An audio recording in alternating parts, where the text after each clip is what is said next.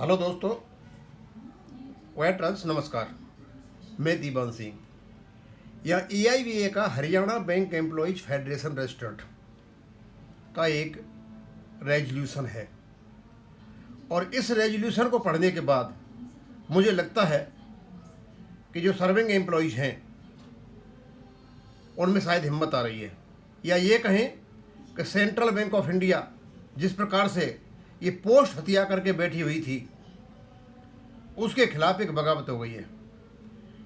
इसलिए Haryana bank employ federation registered ने एक रेजोल्यूशन निकाला है और स्पष्ट रूप से बता दिया है कि जो प्रमुख पोस्ट हैं ये नहीं कि उसको एक ही बैंक को दिया जाए। अभी 10 जून को इनके चुनाव होने हैं तो उस समय पता चलेगा, क्योंकि संगठन कभी खराब नहीं होता। ये खराब कर दिया केवल कुछ लोगों ने धन कुबेर पर बैठ करके। इस रेजोल्यूशन को पढ़ के बता देता हूँ। और ये कौन से रतन चौहान जो चेयरमैन है इसके, अनिल शर्मा इसके प्रेसिडेंट हैं, PC चौहान सेक्रेटरी हैं और विकास नारंग इसके असिस्टेंट सेक्रेटरी हैं।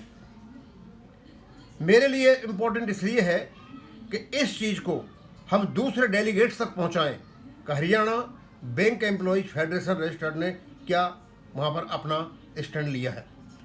Resolution: the central committee meeting of Haryana bank employees federation Haryana held today 24/5/2026 को की थी at Ambala unanimously resolve to recommend IBA that both the key post of president and general secretary, जो president और general secretary की जो post है EIBA में, should not be given to the leadership of one bank, यानी कि एक ही bank करेगी।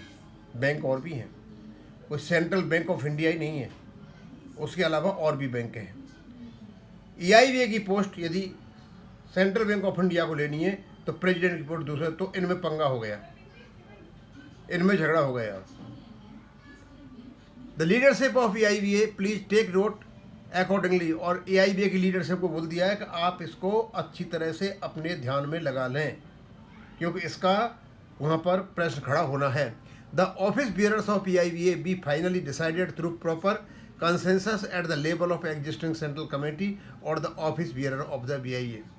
इसलिए सेंट्रल कमेटी जो EIBA की है वो इसको डिसीजन कर ले या और कुछ कर ले, दोनों की दोनों पोस्ट केवल उन लोगों को नहीं दी जाएंगी जो एक ही बैंक में है और हमेशा उन्हीं के पास रहा है। प्रेसिडेंट यदि PNB का है तो EIBA central bank of India को हो सकता है या दूसरे को हो सकता है, बस दो बैंकों का आधिपत्य होगा, एक अकेले व्यक्ति का आधिपत्य नहीं होगा।